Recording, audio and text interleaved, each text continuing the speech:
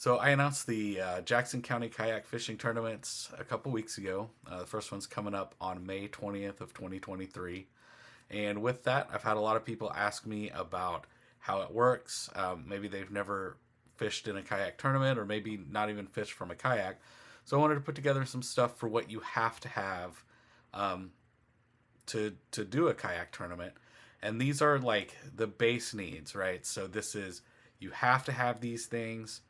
Um, and you can do this like relatively cheaply. Obviously, the sky's the limit. I mean, you can go, uh, with as much money as you want to throw at it. You can throw at it just like any other aspect of fishing, but you don't need to do that. So I'm going to break it down into all of the things that are essential to get you on the water safely and competing in a kayak tournament. So the first thing though is that safety component, right? We're on the water, it's dangerous, we're out in the elements. So that's critical that we address this first. So non-negotiable ever is a PFD. It has to be on at all times while you're on the water, while you're competing. In the rules, we're following the KBF rules. You can take it off to add or remove a layer of clothes, but the PFD has to be on. If it's got a zipper, it needs to be zipped, every buckle fastened, and everything completely on the PFD at all times. So make sure those straps are buckled. Some clubs, if they see a picture of you competing and like your straps are unbuckled, they'll disqualify you from that. I don't want to see that happen. I also don't want to see anybody get hurt. So get that PFD on. You also need to have a whistle or some sound device. I carry a whistle and a air horn. The air horn just lives in my kayak, so that way I can be extra loud if something does happen. And you do have to have a light with you. You don't have to have it on if it's not dark, between sunset and sunrise. But you do need to have a light with you just in case. It's another signal, right? A visual indicator to any other boat traffic. So those are the absolute essentials. I'm going to go a little beyond that and add in a few other things that I think are pretty critical to have on the water. Number one is a knife, especially a blunt knife like this, so that, it's not going to stab you if you drop it, or, it's less likely to damage something. You'll probably have some cordage somewhere, right? So like paracord tethering something down. If you were to have something happen on your kayak and you got tangled up in that cord, that knife is what you're going to reach for to gut yourself out so that it doesn't like take you under the water. So I feel a knife is pretty critical. It's not required, but it's a really good thing to have on hand. Next up is the first aid kit. Anytime you're out in anywhere, you should have one handy, but get a hook. Who knows what could happen. So first aid kit is really good. And extra water and food. If you get stuck, if you paddle out to an island and there's no one to come and get you, you'll be happy to have that water and food. I know me, when I get hungry, my brain doesn't work anymore. So I got to eat to recharge. You don't want to be out there with a half working brain. So that's pretty easy, right? We just got to be safe while we're out there. I don't want anybody to drown or get hurt or, anything like that. So be safe. So next up, we're going to talk about the kayak. And there's all sorts of different kayaks out there. Here's a video. I'm going to let it play, I think. No, that's not going to play. Anyway, that's a video of my son catching a bass out of a recreational kayak. It's a sit-in recreational kayak. He's got a basic paddle. He's got his PFD on. He's got one rod. He's got one little tackle box.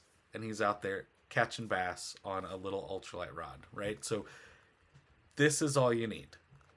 That's an absolute need. You can go out in a inexpensive boat and have a good time.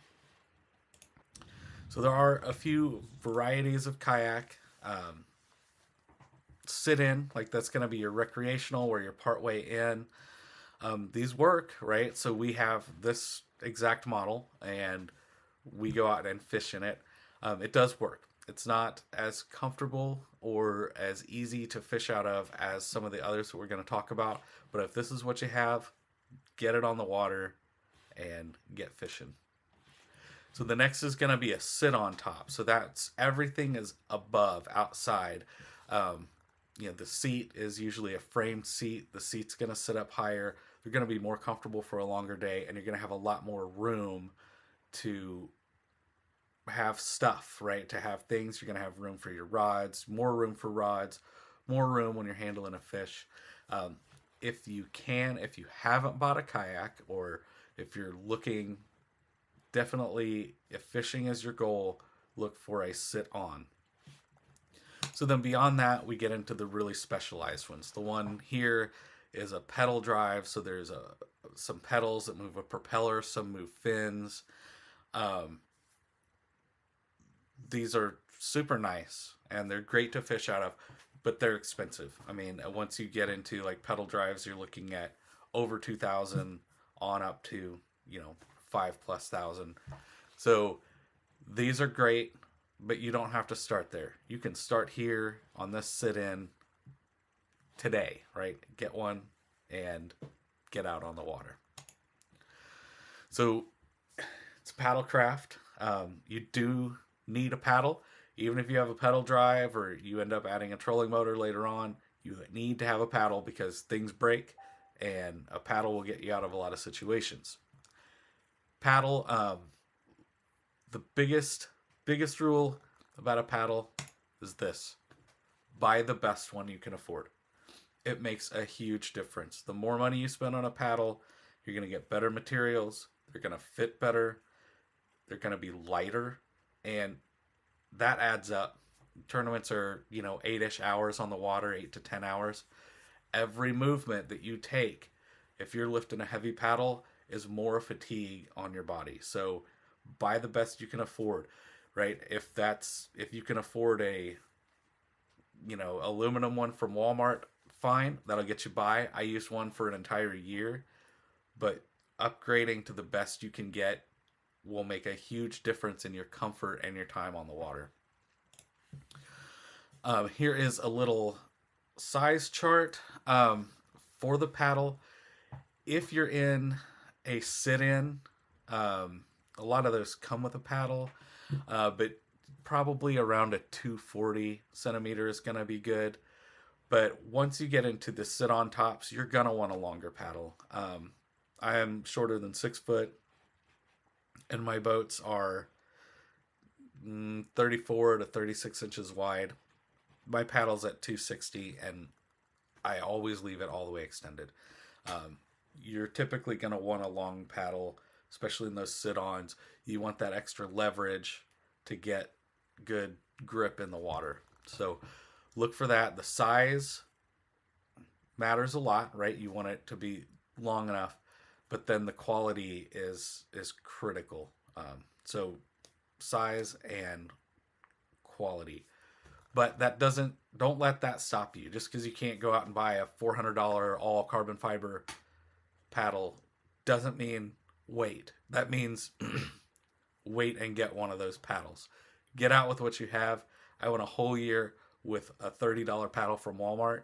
You can do it too, and that'll make you appreciate that nice paddle when you do buy one.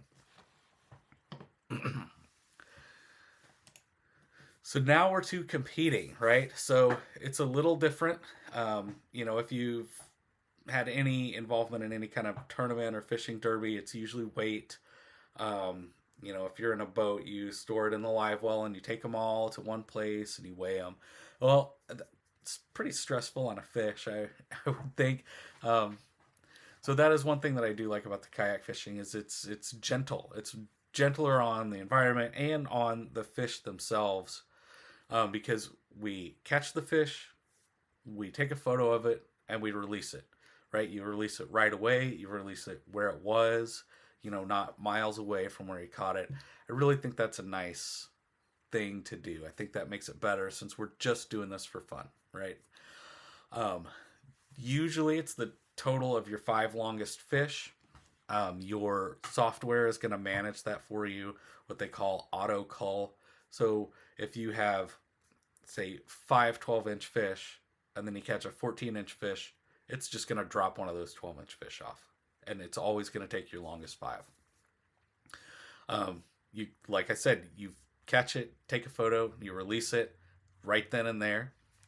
When you're taking your photo, you'll get an identifier, and I'll show you one of those in a minute. It's going to be, like a 3-letter code, and that needs to be in all of your pictures because no one knew that code ahead of time before the tournament, so that's part of what keeps it fair. Your photos get uploaded through an application. Usually it's TourneyX. That's what we're going to be using for ours. Most of the major kayak tournaments use TourneyX. There's another one called Fishing Chaos, but we're sticking with TourneyX. They're uploaded. A judge will go through and accept or reject, and I'll go over what they're looking for with that. Make sure your phone is fully charged. Bring an extra battery. I keep one around just in case I need to charge my phone, something like that. Make sure your GPS is on, because that's one thing that judges look for. Is they get the exact location of where that photo was taken to know if you were in bounds for the water that you were supposed to be on. And then get an approved measuring board. As of right now, all the tournaments take the catch boards, and that's the only one they accept. The catch are pretty rigid and don't have a lot of flex. There were some issues with people able to kind of finagle some other boards around to get a little extra length, and the catch boards don't have those flaws, and so that's where we are right now. So here's your board. Here is the lowest cost board. These are $35, somewhere around there. This one's plastic.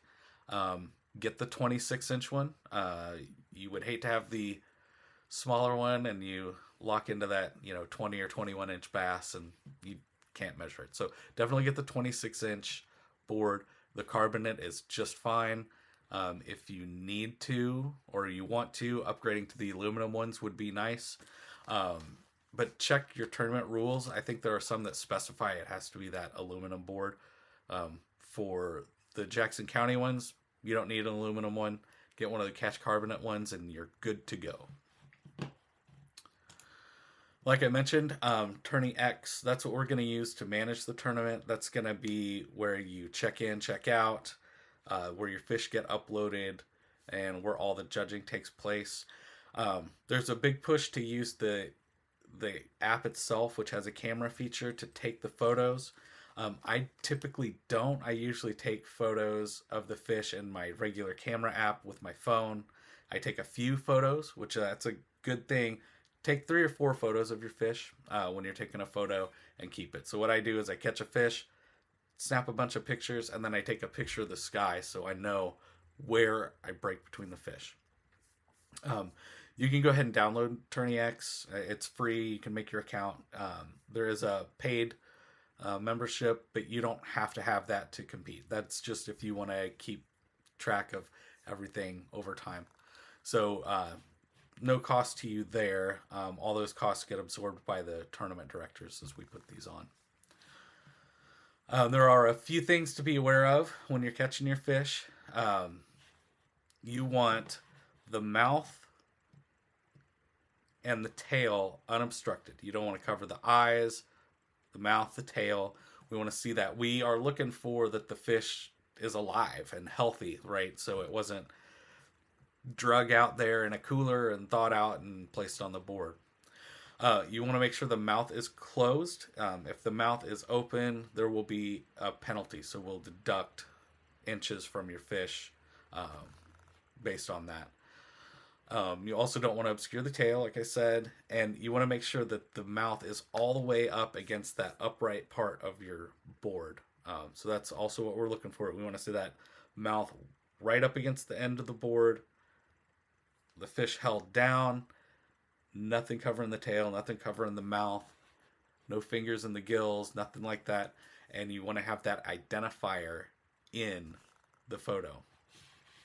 So here is an actual photo. This is one I took and submitted. You can see that the tail is completely unobstructed.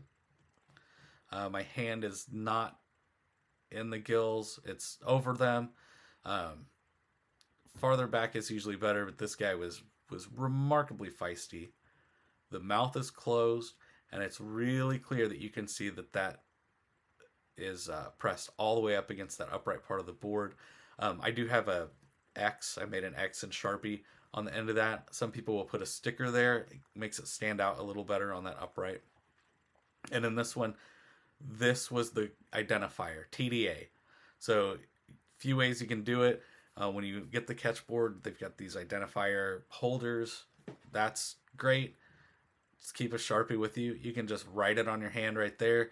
Whichever hand you're going to hold the fish with, just make sure that's in the photo and that's good to go. I keep a Sharpie in my boat just in case, because I have one off and forgotten the identifiers before. I actually lost a fish looking for a Sharpie. So, hard-learned lesson. It's artificial lures only, so, anything you want to throw. Your crankbaits, your Texas rigs, whatever you do, you got to follow the state's rules. So if you do throw something like an Alabama rig, it's 3 hooks only. And so completely artificial. You can add scents, but you can't use like hot dogs and earthworms or whatever. Most clubs allow for pork frogs, like the Uncle Josh's pork frogs, for the jig and pig, and so I'll go along with that. I don't really feel like that's like right in there with the live bait. But so whatever you like to catch bass with, that's what you take. You can only have one line in at a time, so you can't have multiple lines out. You can't be trolling with a line and throwing one out. It's just one in at a time while you're fishing. And then from there, it's whatever you want to do, all right? So I showed the video of Sawyer earlier. He had a wreck boat, a low-end paddle, and a single ultralight rod with some crappie jigs, and we were out there catching fish. So, but then you can go wherever you want, right? There's no limit to how many rods you can have with you or what you can throw, as long as it's an artificial lure. So that's it. I am going to make a few links in the comments, or not in the comments, in the description here. One is going to go to a playlist that I put up for Tourney X and how that works.